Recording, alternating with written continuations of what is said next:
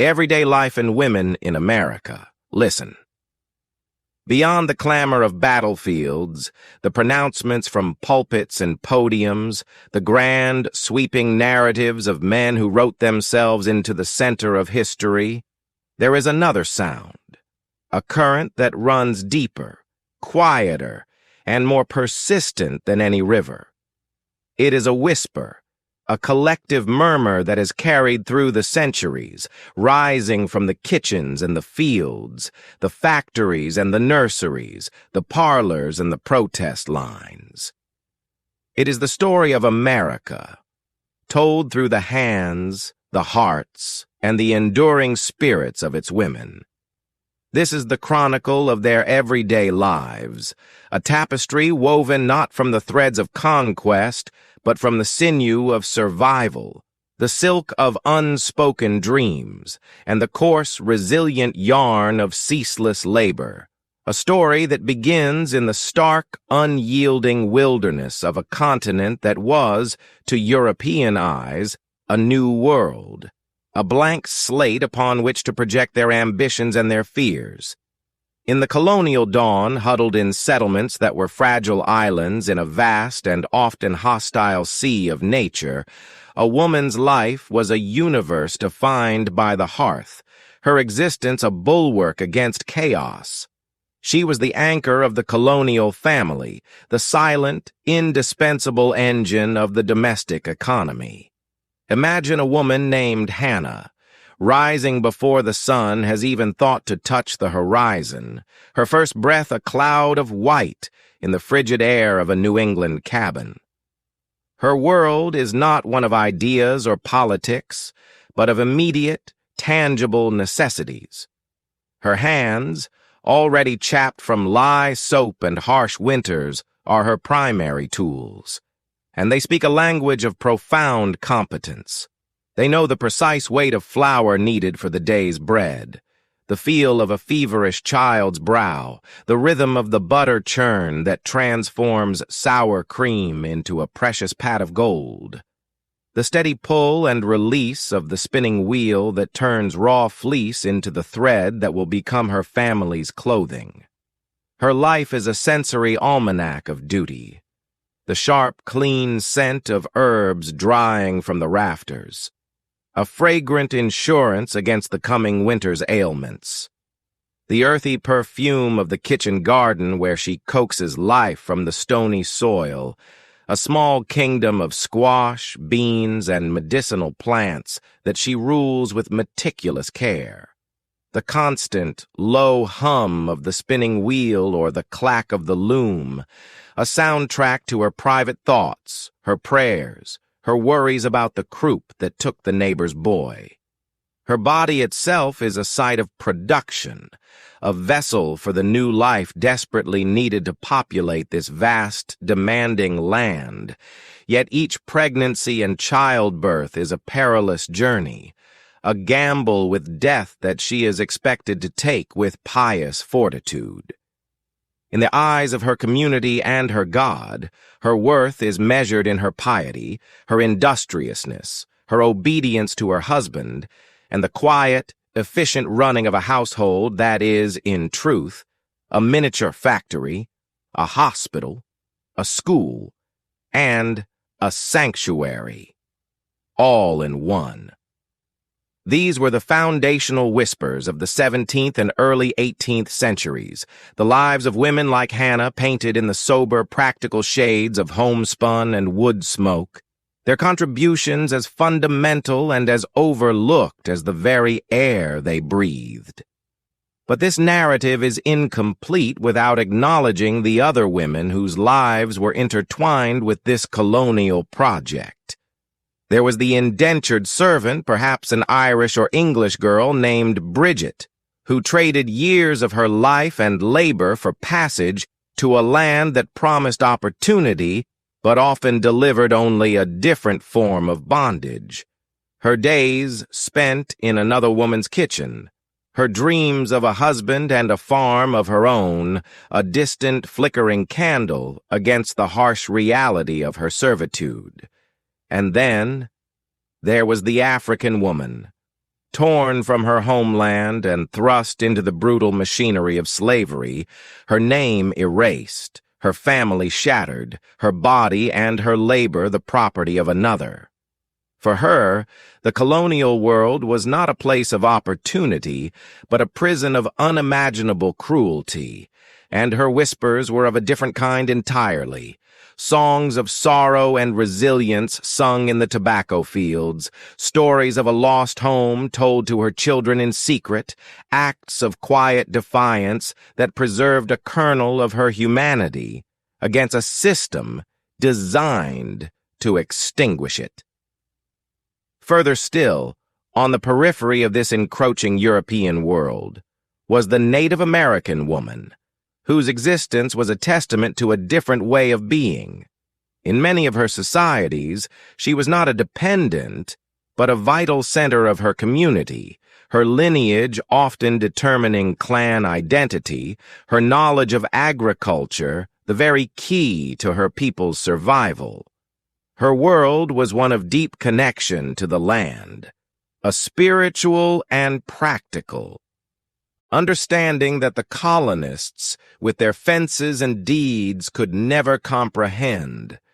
Her whispers were of a world being irrevocably broken, of traditions threatened, and of a future shrouded in uncertainty as the new arrivals relentlessly pushed westward.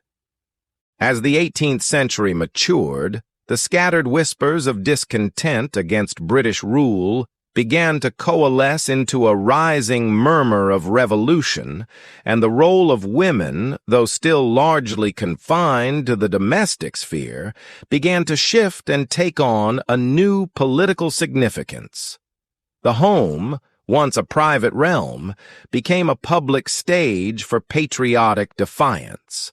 When the men of Boston and Philadelphia spoke of boycotting British tea and textiles, it was the women who had to put these principles into practice. The decision to forego an imported dress was not merely a fashion choice, it was a political statement, a sacrifice made at the altar of liberty. Women organized spinning bees, communal gatherings where they would spin homespun cloth to replace the boycotted British fabrics, turning the hum of their wheels into a chorus of rebellion. The daughter of liberty was born, a woman whose domestic skills were suddenly imbued with revolutionary purpose. Her pantry, stocked with homemade goods, became a symbol of American self-sufficiency. Her refusal to serve British tea was a small but potent act of sedition. When the murmur of revolution finally erupted into the roar of war, women were not passive observers. They were the essential, often invisible, support system of the Continental Army. They were the camp followers, wives, mothers, and sisters who trailed the soldiers, enduring the same harsh conditions, their roles dismissed by many officers but utterly vital to the Army's survival. They were the cooks, the laundresses, the nurses who mended clothes and bodies with equal skill, their presence a fragile thread of domesticity in the brutal chaos of military life. Back home, with husbands, sons, and fathers away fighting, women stepped into roles of unprecedented authority. She was Abigail, not just managing a household, but running a farm, directing the planting and harvesting, keeping the accounts, and making decisions that determined her family's economic survival. She defended her homestead from marauders and struggled with wartime shortages, her letters to her husband filled with a mixture of love, loneliness, and a burgeoning sense of her own capabilities. "Remember the ladies," Abigail Adams famously wrote to her husband John as he and his colleagues were framing a new government, a poignant plea that the new code of laws be more generous and favorable to them than their ancestors. Her whisper was a harbian of a demand that would echo for generations. And some women stepped even further from their prescribed roles. There was Deborah Sampson, a young woman from Massachusetts who disguised herself as a man, enlisted in the Continental Army under the name Robert Shirtleff, and fought with distinction for over a year, her secret kept until she was wounded. There were spies like Lydia Dara of Philadelphia, a Quaker woman who overheard British officers planning a surprise attack and smuggled the information to General Washington, her quiet bravery saving countless American lives. These women, whether managing a farm, nursing the wounded, or shouldering a musket, demonstrated a strength and resourcefulness that challenged every prevailing notion about the weaker sex. Yet when the war was won and the United States of America was born, the liberty and equality so eloquently proclaimed in the Declaration of Independence were not extended to them. The revolutionary fervor did not dismantle the legal and social structures of patriarchy. A woman's legal identity was still subsumed by her husband's under the doctrine of coverture. She could not vote, hold office, or, in most cases, own property in her own name. Instead, a new ideal was forged for her: Republican motherhood. This was a compromise, a way to acknowledge women's importance without granting them power. Her new elevated role was to be the moral guardian of the new nation, her primary duty to raise virtuous, patriotic sons who would grow up to be good citizens and leaders. This granted women a certain cultural significance and even provided a rationale for improving their education. After all, how could an ignorant mother raise an enlightened son? Academies for young women began to open, offering instruction not just in needlepoint and French, but also in history, rhetoric, and philosophy. But this education was always instrumental, a means to an end, designed to make her a better wife and mother, not an independent thinker or a public actor. The whispers of revolution had helped birth a nation, but the women who had sacrificed for it found themselves honored in principle but still constrained in practice, guardians of a republic in which they were not yet full citizens. The dawn of the 19th century saw America expanding and transforming at a breathtaking pace, and the lives of its women diverged into dramatically different paths, their whispers creating a complex, often dissonant, national chorus. For the white middle-class woman in the burgeoning towns and cities of the East, a new and powerful ideology took hold: the cult of true womanhood. This was a social creed, promoted in sermons, magazines, and novels, which dictated that the ideal woman was the guardian of the home, a sanctuary of virtue in a corrupt and competitive world. The four cardinal virtues of this true woman were piety, purity, submissiveness, and domesticity. Her sphere was the private world of the family. Her husband's was the public world of commerce and politics. This ideal, while placing woman on a pedestal, also confined her to a gilded cage. She was seen as the angel in the house, morally superior to man, but also weaker, more delicate, and intellectually inferior, unfit for the rough and tumble of public life. Her education was tailored to make her an accomplished but not a challenging companion, focusing on the arts, music, drawing, polite conversation, rather than on science or classics. Her life was one of prescribed rituals, managing servants, engaging in charitable work, and cultivating a serene and beautiful home environment. But beneath this placid surface often lay a deep well of frustration and unfulfilled potential.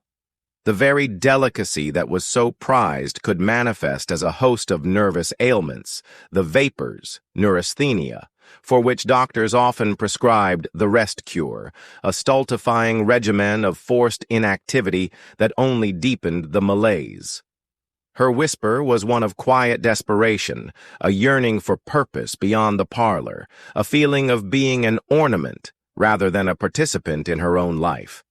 This idealized vision, however, was a luxury that the vast majority of American women could not afford.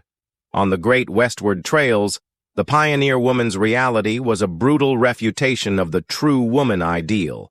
She was Ilara, her face weathered by sun and wind, her hands calloused from driving oxen and gathering buffalo chips for fuel, her heart aching for the child she buried in a shallow grave beside the Platte River.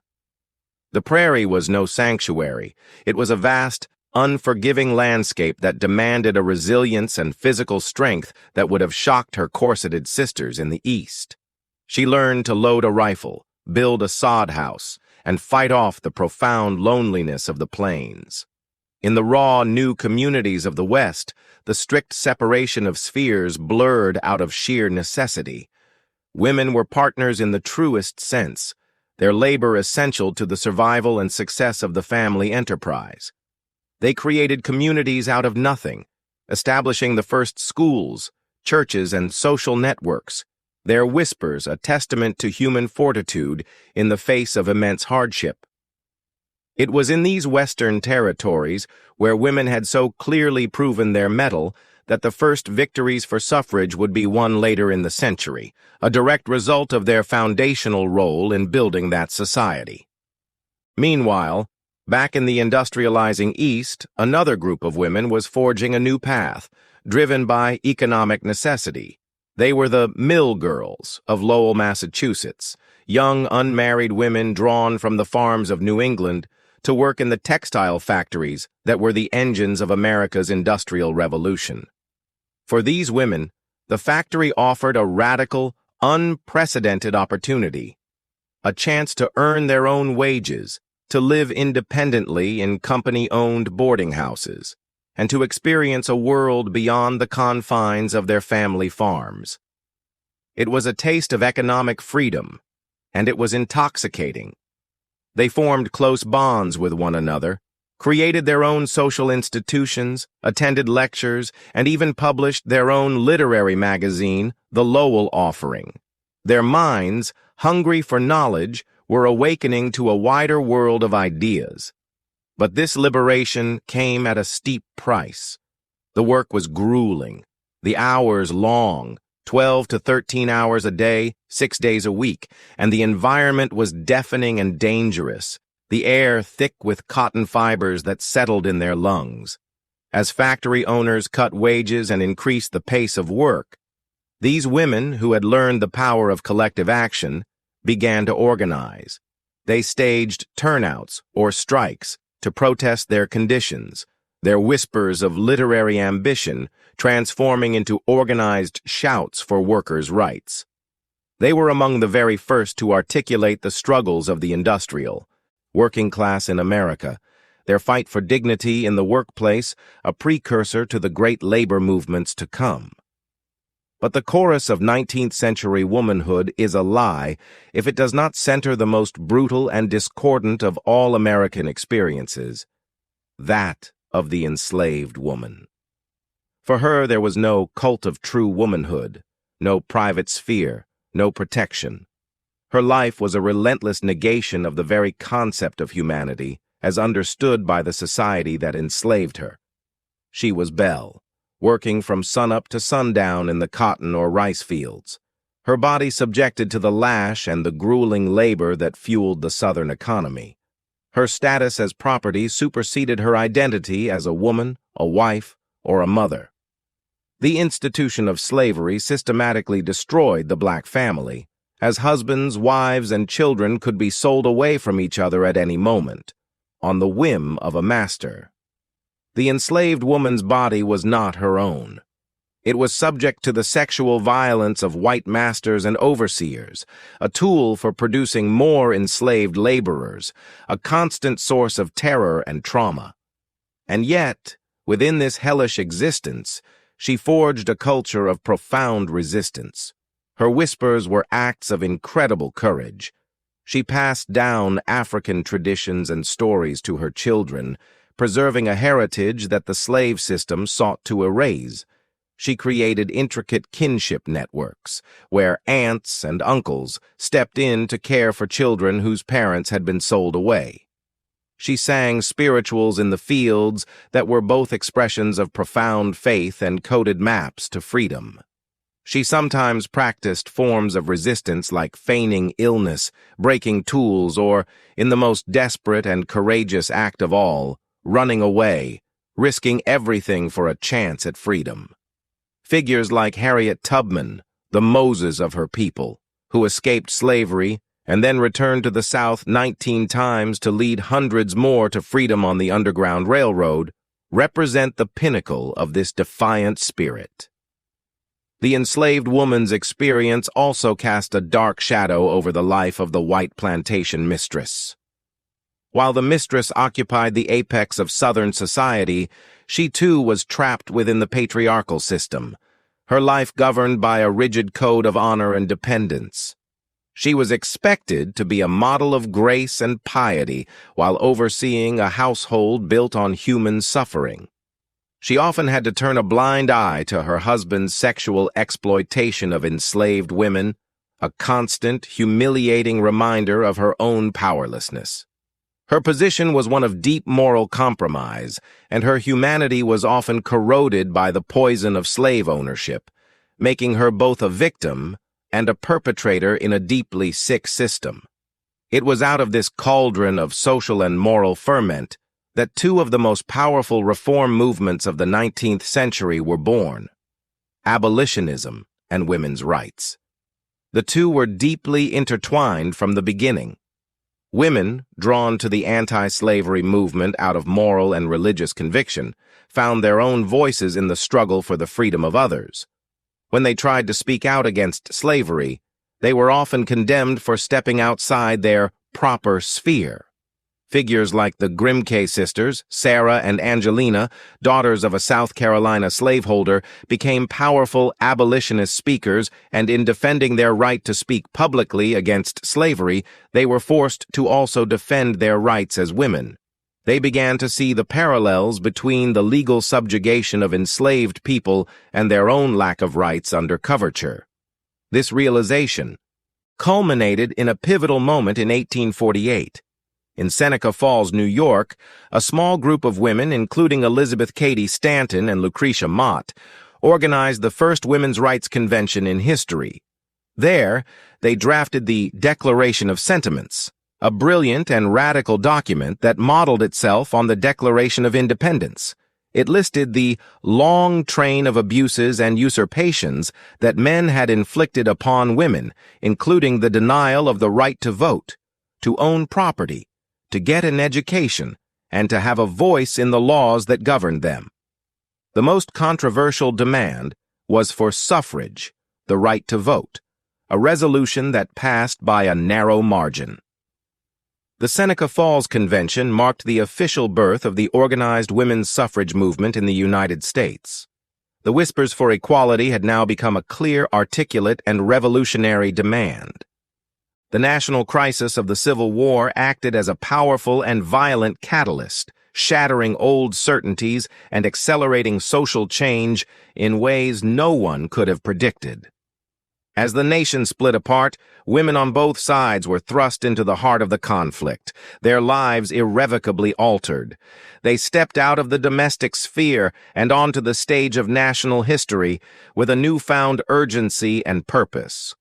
The most visible and transformative new role was that of the nurse. Before the war, nursing was not considered a respectable profession for women, but the sheer scale of the carnage overwhelmed the primitive military medical system. Women, North and South, volunteered in droves, driven by patriotism and a desire to alleviate suffering.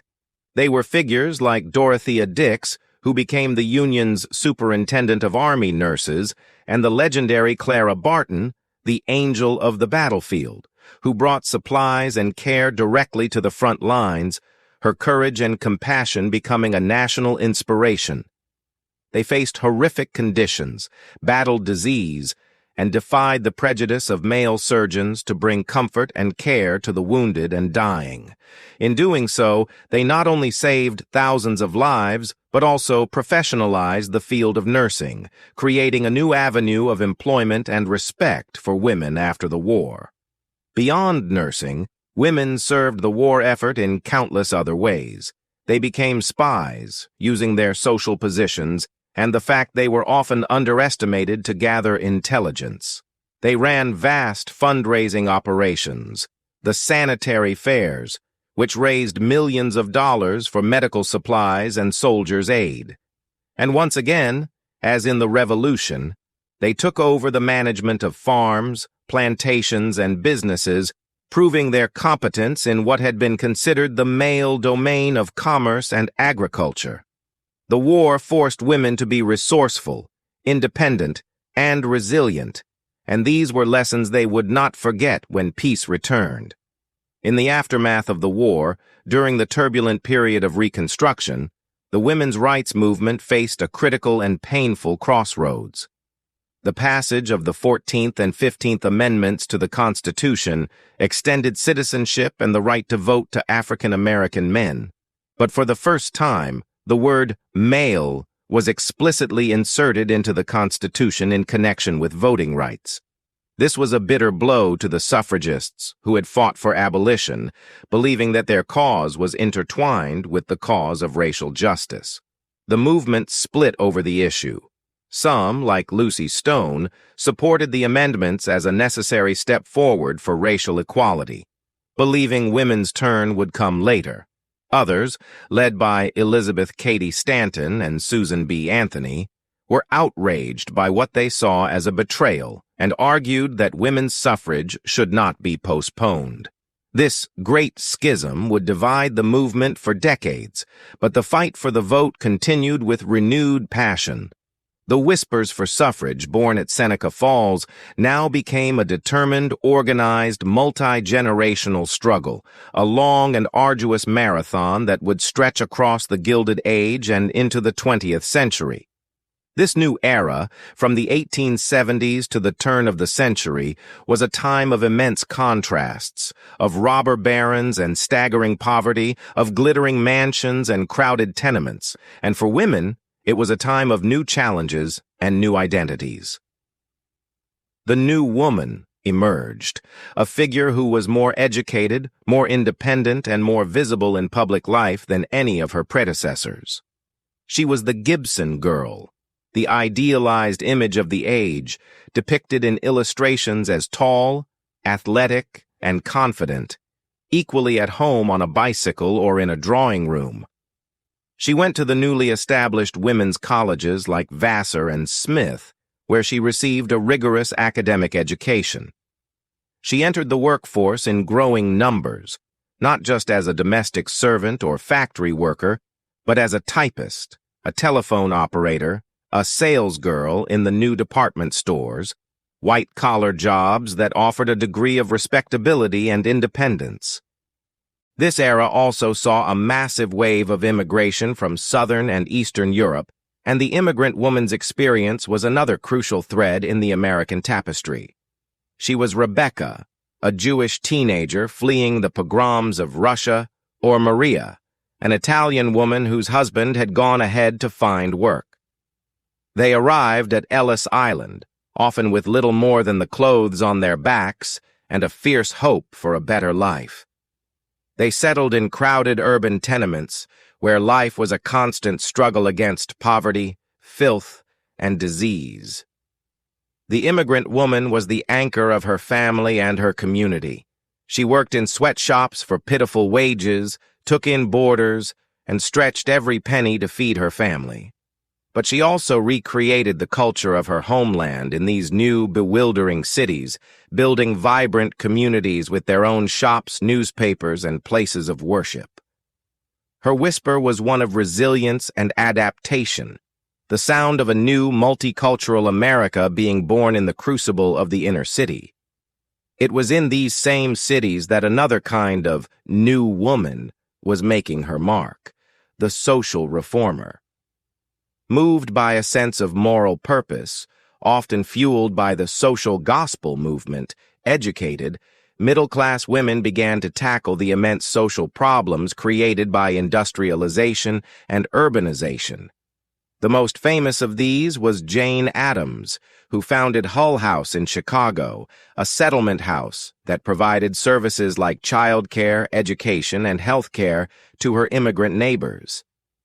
Settlement houses became centers of social research and activism, and the women who ran them became powerful advocates for reforms like child labor laws, public sanitation, and workplace safety regulations.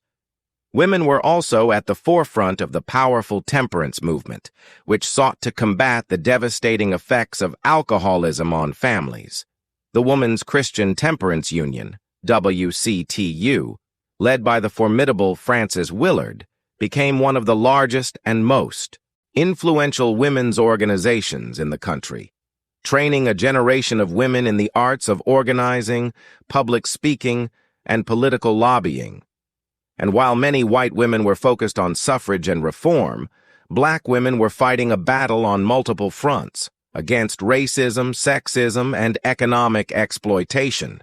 They were forming their own clubs and organizations, creating networks of mutual support, and fighting for the uplift of their race. A towering figure of this era was Ida B. Wells, a journalist and activist who launched a courageous one-woman crusade against the horrific practice of lynching, using her powerful pen to expose the truth and demand justice in the face of constant threats to her own life. As the 19th century gave way to the 20th, the fight for suffrage entered its final, most intense phase. A new generation of leaders like Carrie Chapman Catt and Alice Paul brought new strategies and a new militancy to the cause. Catt implemented a winning plan, a coordinated state-by-state and federal campaign, while Paul, inspired by the more radical tactics of the British suffragettes, organized massive parades, protests, and pickets outside the White House. These silent sentinels stood vigil for months, their banners questioning President Woodrow Wilson's claims to be fighting for democracy abroad while denying it to women at home. They were arrested, imprisoned, and subjected to brutal treatment, including force-feeding during hunger strikes. Their courage and sacrifice, combined with the undeniable contributions of women to the home front during World War I, finally tipped the scales. When the men went off to fight in Europe, women flooded into the factories, fields, and offices, taking on jobs previously considered men's work and proving their capability and patriotism beyond any doubt. The political dam broke. In 1920, after 72 years of struggle, the 19th Amendment to the Constitution was finally ratified, granting American women the right to vote. The shout that began at Seneca Falls had at last been answered. The victory of suffrage ushered in the Roaring Twenties, an era of unprecedented social and cultural change, and with it came a new icon, the flapper. With her bobbed hair, shortened skirts, and bold public behavior, smoking, drinking, dancing to jazz music, the flapper symbolized a rejection of the old Victorian constraints and an embrace of a new, modern freedom. She drove cars, went on unchaperoned dates, and openly discussed sexuality in ways that would have been unthinkable a generation earlier. This new social freedom was fueled by expanding opportunities in education and the workplace, and by the growing availability of birth control, thanks to the tireless and often persecuted efforts of pioneers like Margaret Sanger. But for most women, the flapper's liberation was more symbolic than substantive. While single women had more options, the powerful expectation remained that a woman's ultimate fulfillment lay in marriage and motherhood. Economic independence was still elusive for the vast majority, and the doors to the most powerful professions remained largely closed. The vibrant energy of the 20s came to a crashing halt with the stock market crash of 1929 and the onset of the Great Depression. The decade that followed was a grueling test of the nation's and the family's endurance. In this time of crisis, the American woman became the domestic general in a war against poverty. She was the stoic, resilient figure captured in Dorothea Lange's haunting photographs, her face a map of worry and resolve. She became a master of making do, patching worn-out clothes, stretching meager meals, planting victory gardens, and finding ways to keep her family's spirits from collapsing along with their finances. Her role as the emotional and practical anchor of the family became more critical than ever. The Depression also saw women entering the workforce in greater numbers, often because they could be hired for lower wages than men, taking on jobs as domestic servants, secretaries, and factory workers to keep their families from destitution. The era also brought a woman to the highest level of government for the first time.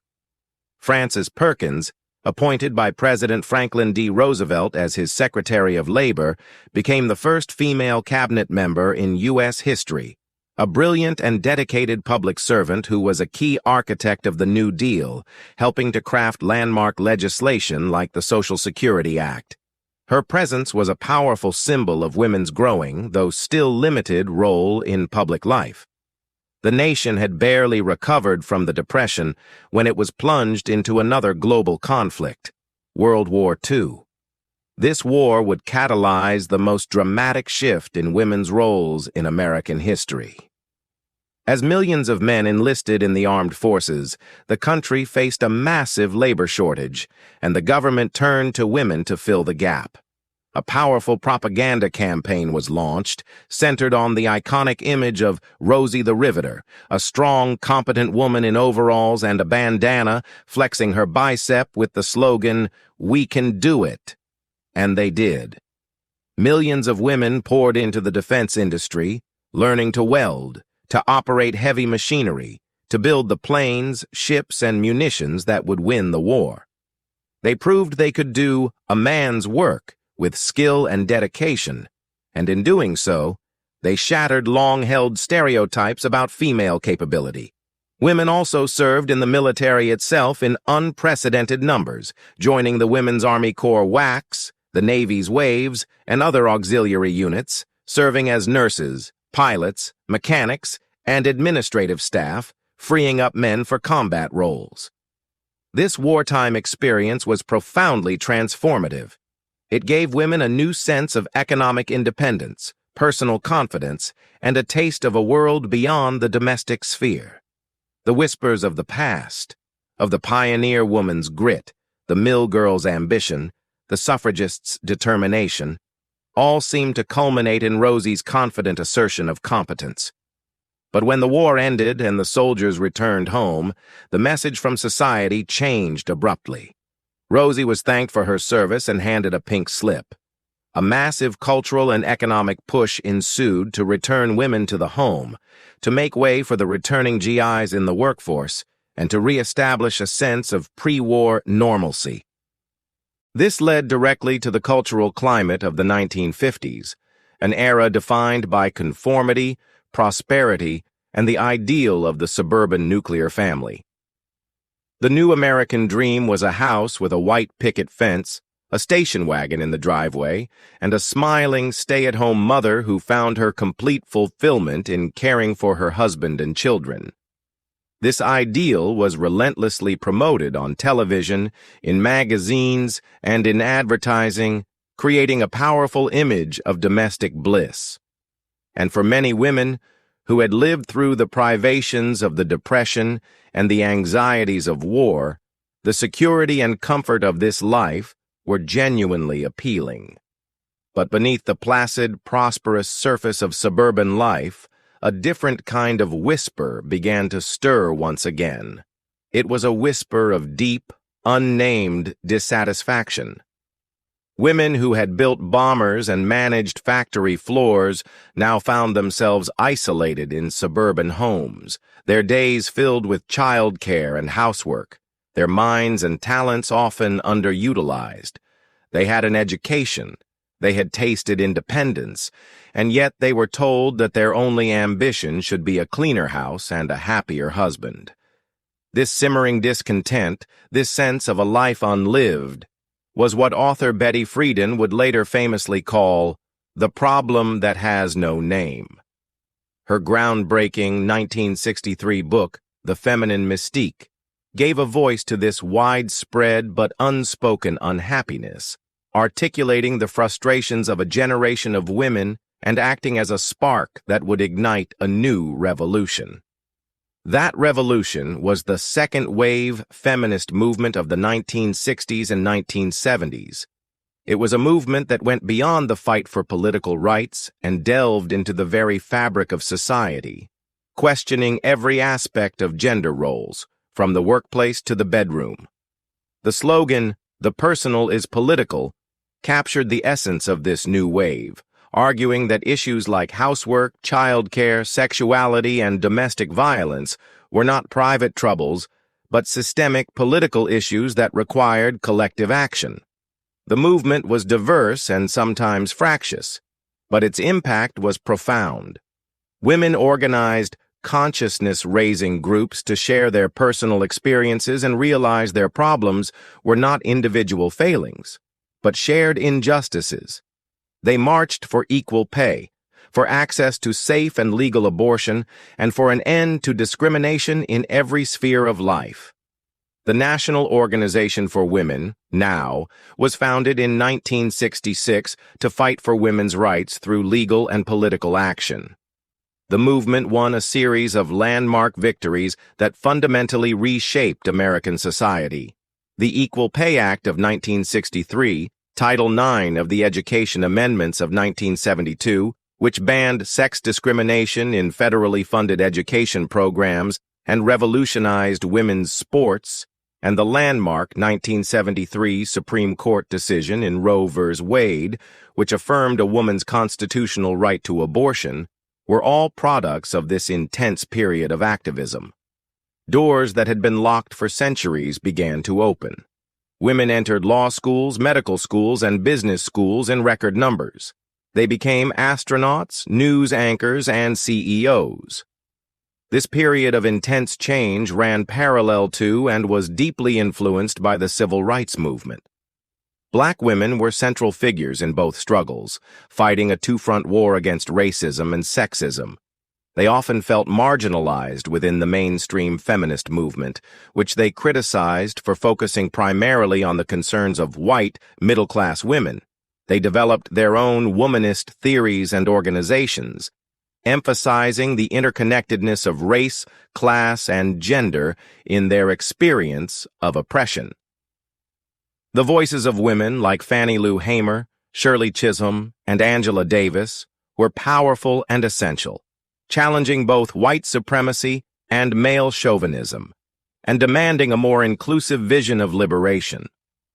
The 1980s brought a conservative backlash against many of the gains of the second wave.